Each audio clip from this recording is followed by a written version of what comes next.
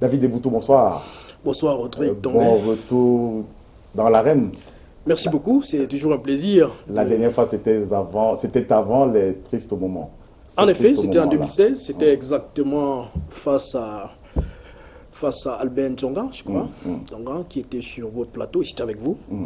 Donc j'avais pris plaisir justement à porter le fer au play sur un certain nombre de questions face à ce monsieur-là qui maîtrisait parfaitement son sujet sur des questions d'agriculture, des questions techniques. Et c'était un véritable plaisir, je m'en souviens comme c'était hier. Donc quand j'ai reçu votre coup de fil, ce fut un plaisir de m'empresser de vous donner mon accord, parce qu'effectivement, ce sont des moments de régal qui permettent aux téléspectateurs, notamment à l'opinion publique nationale et même internationale, de comprendre un certain nombre d'enjeux liés parfois à une conjoncture, à une actualité qui parfois se concentre sur un individu qui fait cette actualité-là. Donc c'est un plaisir d'être là. Et c'est un plaisir de vous recevoir une nouvelle fois. Vous avez l'antenne, vous avez le gouvernail pour 20 minutes. Merci beaucoup, Monsieur Saint-Éloi Bidoum. Bonsoir. Bonsoir David. Alors je vous écoutais avec beaucoup de plaisir parce que comme je le disais déjà entre les lignes avec Rodrigue Tonguet, il me semble que dans votre parti politique, vous appartenez à un appareil idéologique qu'on appelle le RDPC, un parti où on n'a pas toujours l'habitude d'écouter les gens qui se lâchent, qui disent les choses telles qu'elles sont, telles que tout le monde peut le vérifier. Et donc vous faites partie de quelques rares spécimens de ce parti-là qui vouliez vous inscrire dans une certaine dynamique qui rencontre l'assentiment du peuple, disons-le ainsi. Donc, à l'entame, je voudrais adopter une approche un peu plus holistique, donc globale, pour mettre en relief votre personne, votre trajectoire, mais également l'appareil idéologique dans lequel vous vous mouvez, à savoir le RDPC. Il me souvient, vous êtes rentré il y a une vingtaine d'années au Cameroun. Et quand vous êtes arrivé, vous étiez plein de fougue. Vous avez même à l'époque, il y a plus de 15 ans, un peu plus de 15 ans par là, lancé un journal Génération Diaspora, dans lequel vous avez associé pas mal d'intellectuels, de plumes libres, ça et là. J'ai fait partie à un moment, c'est-à-dire je vous ai apporté ma plume dans ce journal-là. Quelqu'un comme Cabral Libi également, et bon nombre d'intellectuels se sont retrouvés dans ce projet-là qui était critique et qui visait justement à apporter un autre son de cloche à la façon de percevoir l'actualité, notamment en rapport avec l'actualité. Ce que je veux savoir, c'est que bien que vous ayez gardé cette tonalité véhémente, non seulement vis-à-vis de l'actualité politique globalement, mais également vis-à-vis de votre formation politique, il me semble quand même qu'il y a quelque chose qui revient et qui commence à être contradictoire. Justement, et les amis sur le plateau, les journalistes l'ont rappelé tantôt, vous arrivez dans une commune comme Yaoundé 6, où vous avez été porté adjoint au maire, je crois d'abord numéro 3, sous le maire Lolo, paix à son âme, je crois qu'il est décédé. Et par la suite, vous êtes numéro 1 sous Yuki Onana. Et maintenant, vous n'êtes rien, c'est-à-dire vous êtes simplement un conseiller municipal. Et bien avant cela, votre popularité partait déjà du fait qu'en 2011, vous menez une action d'éclat. Vous décidez, vous l'avez dit en filigrane tout à l'heure, d'être candidat contre le président national de votre parti politique, le RDPC, le président Paul Biya. Et cela crée beaucoup de grabuge dans votre parti politique. On en parle ça et là.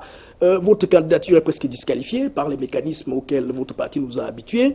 Et tout récemment encore, vous remettez cela, c'est-à-dire votre parti, en vous amenant à retirer votre parti, votre candidature. Donc là, ce sera la première question à laquelle vous pourrez ne pas répondre, parce que la première question est en fait à 3 volets.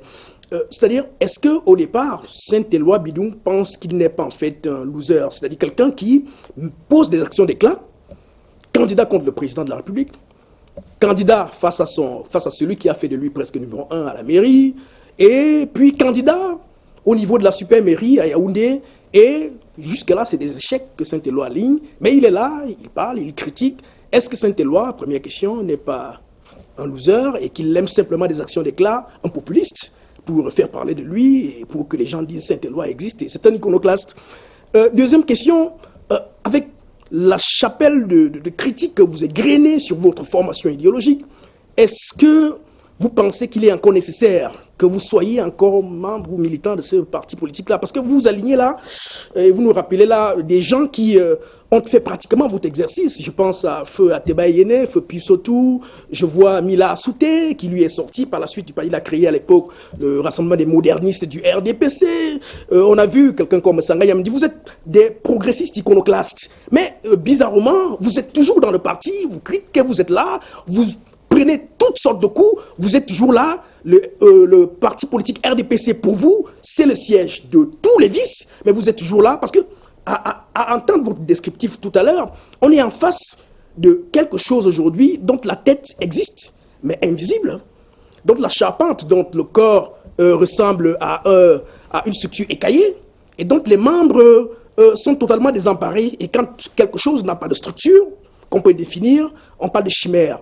Donc le RDPC aujourd'hui est une véritable chimère, et vous y êtes quand même. Et donc, face à cette chimère-là qui vous a fait subir toutes sortes de choses, troisième question, est-ce que vous pensez que votre candidature, dont je parle tout à l'heure, a été simplement le fait d'un retrait volontaire, ou alors vous avez été retiré? C'est-à-dire, avez-vous démissionné ou vous avez été démissionné? Ou alors, votre candidature, vous l'avez retirée, ou alors on vous l'a retiré à votre place, parce que cela nous permettra de comprendre un certain nombre de choses. À la super mairie. Donc, trois questions, je peux les reprendre. Première question, êtes-vous un loser?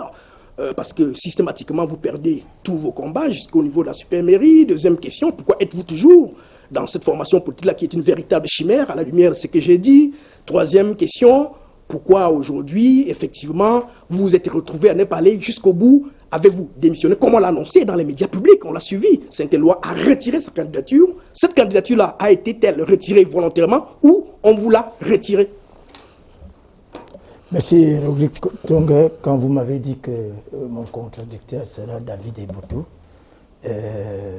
vous avez vu que je n'ai rien manifesté. Je n'étais pas contre.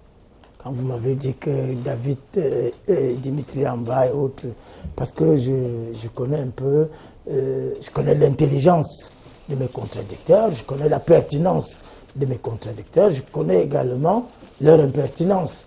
Tout ceci cadre bien avec l'esprit de la reine. Et je voudrais croire que cette descente dans l'arène ne va pas nous faire passer du choc des idées, de la palabre intellectuelle à la tauromachie verbale. Donc,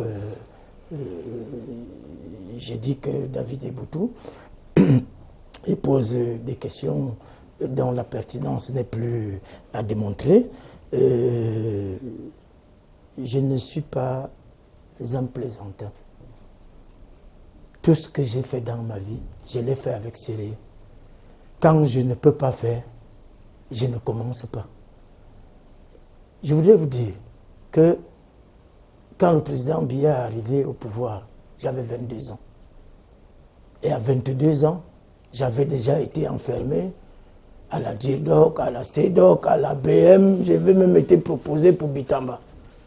Tout simplement parce que j'étais un homme épris de liberté. Je disais déjà des choses avant cet âge, comme je les pense, comme je les vois et comme je les sens. Donc, je n'ai pas commencé aujourd'hui. Mais je suis quelqu'un d'épris de liberté. Et quand le président Biya est arrivé au pouvoir, il nous a servi les libertés. Il nous a servi la démocratie. Il nous a servi beaucoup d'autres choses, rigueur, moralisation, même si ces mots ont servi pour entretenir des polémiques vaines et stériles entre les anciens, les nouveaux, les amis, les camarades de séminaire et autres. Mais les libertés, c'était très important pour moi. Ça compte. Et c'est pour ça que jusqu'aujourd'hui, jusqu'au jour de la désignation des maires de la ville, j'ai continué à croire que le président était démocrate, que son parti était démocratique. Et quelle leçon en avez-vous tiré? La leçon que je tire, c'est que si le président qui a souhaité qu'on retienne de lui qu'il est l'homme qui a apporté la démocratie et prenne un virage à 180 degrés pour nous ramener à la dictature, c'est-à-dire 30 ans en arrière, c'est un acte de haute trahison. Parce que moi, je n'ai pas joué avec ma vie et je n'accepterai pas qu'on joue avec ma vie. Vous savez que toujours pour les histoires politiques, on est venu me casser le véhicule. Les journaux ont fait écho. Toujours pour la politique, on a tiré sur moi dans ma maison. J'ai pris beaucoup de risques. Et si aujourd'hui, je me rends compte que le président que nous avons suivi, parce qu'il nous a fait sortir du rêve pour la réalité. C'est-à-dire que vous ne pouvez pas savoir ce que ça m'a fait de savoir que je peux postuler de manière légale au poste de super maire de la ville pour remplacer Foudandré et Mabazile, Chimevuna, tous ces grands noms. Et quand vous arrivez à la fin, on vous dit stop. Alors moi je voudrais poser une question. De quoi a-t-on peur dans ce parti? Est-ce que vous avez eu peur? Puisque, in fine, vous avez retiré votre candidature. Je n'ai jamais... David Eboutou veut savoir... Justement, si on vous a sommé de retirer votre candidature. je viens donc. Pour répondre... C'est pour ça que je vous ai dit, d'entame, que le préfet a tordu le cou à la loi. Alors, on n'a jamais validé une seule candidature. Cette loi, est-ce que ce n'est pas un peu trop facile de penser que de trouver un bouc émissaire, l'autorité administrative qui est arrivée là, et vous connaissez comment ça se passe un peu dans votre parti, c'est un parti État. Est-ce que la cible n'est pas ailleurs? Les journalistes parlaient tantôt d'une discipline du parti. Vous savez que dans votre parti, c'est fonctionne avec une trajectoire verticale. Tout vient du haut. Et par là, est-ce que vos causes aujourd'hui ne viennent pas plutôt du comité central? Et tout le monde sait qui trône à la tête du comité central, ou alors une bande, un groupuscule, dont vous-même vous désignez souvent dans vos chroniques, qui trône à l'intérieur du comité central, où les décisions là-bas parfois sont souvent saupoudrées par le nom du président de la République, donc qui est devenu inexistant à travers l'image chimérique dont j'utilisais tout à l'heure. Est-ce que vous ne voulez pas jouer avec ces mots? Parce que je convoquais quelques-uns de vos anciens collègues, certains sont morts, Atebe Yene brillant, hein, comme Atebe Yene Feu plus tout, qui avaient cette manière-là de contourner et de dire c'est elle qui... Mais le président est toujours bon. Est-ce que vous pensez, sincèrement, que l'ordre n'est pas venu du haut, c'est-à-dire de votre hiérarchie, et que c'est cette hiérarchie-là qui a simplement disqualifié votre candidature en laissant un peu de côté la pauvre autorité administrative qui est arrivée là simplement parce qu'il a reçu un coup de fil en disant « Ok, allez-y appliquer ce qu'on a l'habitude de faire ». Vous avez dit tout à l'heure, en Ewondo, on a souvent l'habitude de faire comme ça et puis rien ne fait. C'est pour ça que je vous dis qu'on peut avoir des approches. Tout le monde sait que dans les investitures, il y a eu la main du comité central. Là, c'est compris. Est-ce que le président de la République a participé? Vous savez, on a mis tout ce pays, on a mis le Cameroun en faillite avec une phrase sur haute instruction du chef de l'État. Attendez. Sur haute instruction du chef de l'État. Et on a mis tout un pays en faillite. Alors, les gens posent des actes et ils vous disent le président de la République. J'ai dit que ne perdons pas de vue qu'il y a le RDPC d'un côté, qui est une association, un parti politique comme tous les autres, et l'État. Et c'est l'État qui encadre l'élection du maire et de ses adjoints. Alors, on ne m'a jamais donné l'occasion d'être candidat, donc je ne pouvais pas retirer une candidature qui n'a pas été acceptée. Non, vous jouez avec les mots. Mais non, je vous dis, David, vous dites que votre candidature n'a pas été acceptée. On n'a jamais par la commission admis électorale présidée par le préfet. On n'a jamais admis. Attendez, David, ce qu'on dit, c'est moi qui vous dis. Votre candidature a été retirée. Ma candidature n'a jamais été acceptée. N'a jamais été reçue. N'a jamais été reçue. Ni celle d'Abouna. Ah, d'accord. Mais ces candidatures n'ont jamais été reçues. Là, c'est compris. Et donc, à la lumière de ce que vous... Oui, passons à autre chose. Je voudrais quand même vous dire... On a 15... Moi, j'ai compris. Je voudrais quand même vous dire que je n'avais pas besoin de retirer une candidature qui n'avait pas été acceptée. Mais quelqu'un m'avait déjà dit, quelqu'un m'a dit, une très haute autorité, m'a dit, quand on a vu comment les conseillers municipaux se sont rétractés face à la personne désignée, il m'a dit, tu gagnes, tu meurs. Voilà, c'est compris. Alors, donc, on continue. Deuxième élément, tu voudrais savoir ce que je fais encore au RDPC. Vous savez, adhérer dans un parti, il faut avoir des convictions. Et ma conviction au RDPC a été fondée sur les libertés. Je vous assure que si le président... J'ai pu vivre ça en direct. Je n'ai jamais été inquiété par le président Biya.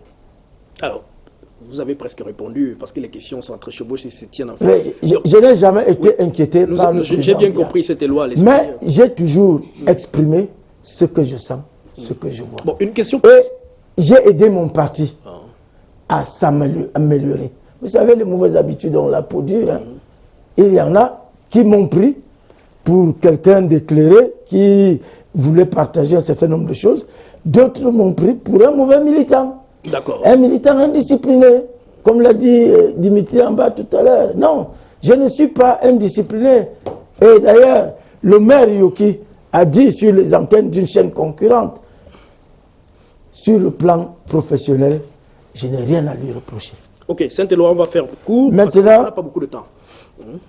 Oui. Voilà. Alors, une question un peu plus lapidaire, un peu plus simpliste. Pensez-vous, si on pense strictement empirique de votre expérience, que le RDPC aujourd'hui est un parti qui véritablement promeut la démocratie? Si on pense strictement empirique, c'est-à-dire en prenant votre propre cas, je vais prendre 2 ou 3 exemples. En 2011, par exemple, quand vous prononcez, vous balancez votre candidature pour challenger votre président national, vous savez ce qui vous est arrivé. Et il y a la police qui a pratiquement assiégé votre restaurant, dont vous parliez tout à l'heure, et c'était terrible pour vous. On imagine très bien que le président ne pouvait ne pas être au courant, que ces challengers étaient, on dit de lui que c'est l'homme le plus informé du Gabon, que ces challengers étaient en train d'être matraqués, pourchassés et Téchira. Tout à l'heure encore, vous avez pris un exemple qui a sonné très fort dans l'esprit, j'imagine, des téléspectateurs, à savoir que toutes les pressions que vous avez eues, nous avions des amis qui étaient sur le terrain, je crois Dimitri en bas, et de là, on nous a dit qu'il y avait tellement de pression pendant l'élection de la super-mairie, l'élection du super-maire, des coups de fil par-ci, des concertations par-là, des sommations, des menaces, des sanctions par-ci et des représailles. Et tout à l'heure, vous l'avez dit, vous avez déjà reçu tellement de coups. À la lumière de tout ceci, si on était véritablement dans une formation idéologique qui prône la démocratie, qui est d'abord un jeu, c'est-à-dire qu'un jeu où on malaye un certain nombre d'éléments, est-ce que vous pensez que le RDPC porte des outils démocratiques qui continuent de vous permettre de vous mouvoir dans ces partis politiques? Vous le dites sincèrement, ou alors que le MRC, le RDPC aujourd'hui est à mi-chemin simplement entre la dictature et la démocratie, et donc on parlera de démocrature.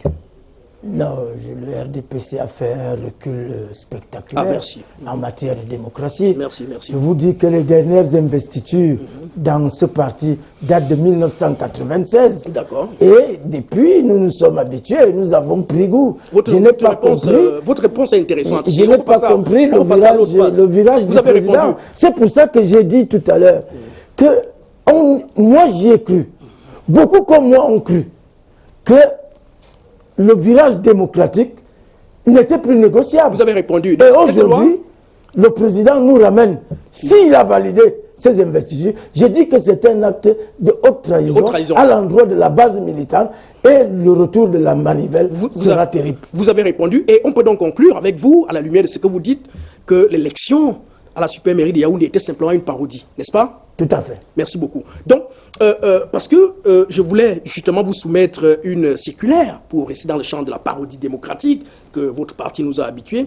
Vous connaissez Georges Langobam, le ministre de la décentralisation. Voilà, l'élection... Qui doit être très déçu. Il est très déçu. Qui doit être très déçu voilà. par la manière dont les choses se sont passées dans les mairies des villes. Ah voilà. Justement, est-ce que vous vous souvenez du jour où a eu lieu le scrutin de la supermairie à Douala? C'était le 4, Enfin, même le 3 et le 4. Le 3 et le 4. Donc là, le sacre a eu lieu le 4. C'est-à-dire qu'il y a eu des problèmes le 3, et puis le 4, vers 18h, il y a eu le résultat, tout ce qu'on connaît. Alors il se passe qu'il y a eu une circulaire de votre camarade, je crois qu'il est du RDPC, le ministre Elanga Obam. Il a produit une circulaire le 3. C'est la circulaire, parce qu'il faut parler avec des preuves, les employés du ministère de comment on appelle ça, de la décentralisation sont certainement en train de nous écouter, donc il faut référencer nos propos. Une circulaire numéro... bon, en tout cas, je vais me rappeler la circulaire tout à l'heure, je vais dans le numéro, voilà, c'est la circulaire numéro 001 152/A/Mindevel du 3 mars 2020. Alors dans cette circulaire, je lis rapidement l'article 1 du 3 mars, le ministre signe et dit, article 1, est constaté ainsi qu'il suit pour compter de la session de plein droit du 3 mars, l'élection du maire de la ville et ses adjoints au maire de la ville de Douala, département du Vouri, région littorale, ainsi qu'il suit. Maire de la ville, Mbassadine, numéro 1, Soleil, ainsi de suite, ainsi de suite. Il se passe que l'ordre de cet arrêté, l'ordre des noms des maires et de ses adjoints qu'on retrouve dans cet arrêté signé le 3 mars dernier, c'est exactement le même ordre qu'on a retrouvé plutôt le 4. Donc avec des gens qui, en principe, avaient déjà été élus dans la tête du ministre Elanga Obam la veille. Or, le jour où le ministre Elanga Obam signe son communiqué, il y a des terribles problèmes, des échauffourées terribles. Des gens menacent de sortir des couteaux. À Douala, il y a vos camarades du parti, des gens comme Lengue Malapa et Jérémy Soleil, disent qu'ils ne retirent pas leur candidature et qu'ils vont compétir face à Mbassadine. Et donc, avec les émissaires venus de Yaoundé, on est obligé de reporter l'élection pour le lendemain, dont le 4. Mais, chose étonnante, le même jour, donc le 3, le ministre, votre camarade du parti, a signé un acte officiel, un arrêté, qui disait clairement que voilà, qui constatait l'élection en donnant les noms tels que cela va plutôt se passer le lendemain. Donc, est-ce que vous pouvez dire donc ce soir qu'en réalité, tout ce qu'on a assisté comme élection dans les médias du RDPC n'est que parodie et bluff? De toutes les façons, je l'ai dit tout à l'heure, si le RDPC avait organisé la désignation des exécutifs communaux des villes avec tact, méthode et avec une légère volonté de concertation, c'est l'arrogance. Il nous reste c'est l'arrogance une petite minute des uns et des autres qui a amené l'opinion à se désolidariser. Et vous ne savez pas. Vous savez ce qu'on a fait pour que ces personnes retirent leur candidature?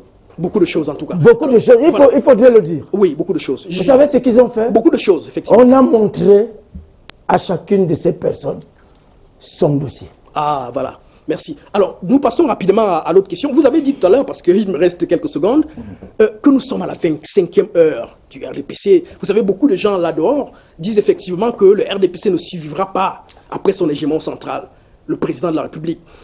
Et ça, c'est ma conviction également, et je crois quelque part vous partagez cette conviction, de savoir qu'il sera extrêmement difficile avec les batailles intestines à l'intérieur de ce parti politique d'ailleurs. Et vous vous souvenez, vous avez lu le numéro de Jeune Afrique, le journal panafricain de cette semaine encore, qui rappelait qu'à un certain niveau de la République, il y a des batailles terribles entre de hauts pontes du régime qui s'organisent. Parce qu'à la réalité, nous sommes là dans une fin de règne, dans une nuit de longs couteaux, où effectivement, des gens aujourd'hui, vos camarades, ne travaillent plus pour la République, mais davantage se mettent en alliance objective pour s'entretenir, se tenir, afin de contrôler l'après-Biya. Et vous l'avez si bien dit en rappelant que le lion est presque mort, le lion ne vit plus. Alors, dites-nous, comment voyez-vous l'après? Comment ça va se faire avec l'alternance, avec les batailles qui vont se passer?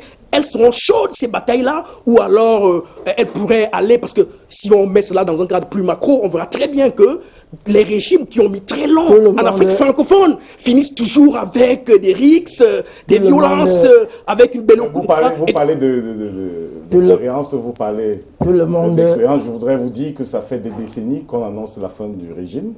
Mais on a donc à la tête de l'État un Dieu. Vous parlez comme vous, on a donc à la tête de l'État un Dieu. Nous en sommes toujours là. Le président Biya a été élu en 2018 pour 7 ans. Donc, il n'y a pas d'élection avant 2025. Pas du tout, Rodrigue. Vous savez, nous faisons dans l'analyse. On ne pas contester cela. Non, on fait dans l'analyse. Vous savez, nous les chrétiens. C'est moi l'invité, Rodrigue. Vous savez, c'est pour éclairer la nous les chrétiens, nous disons qu'il est venu, la Bible nous renseigne qu'il est venu un homme de 70 ans et 80 pour les plus forts.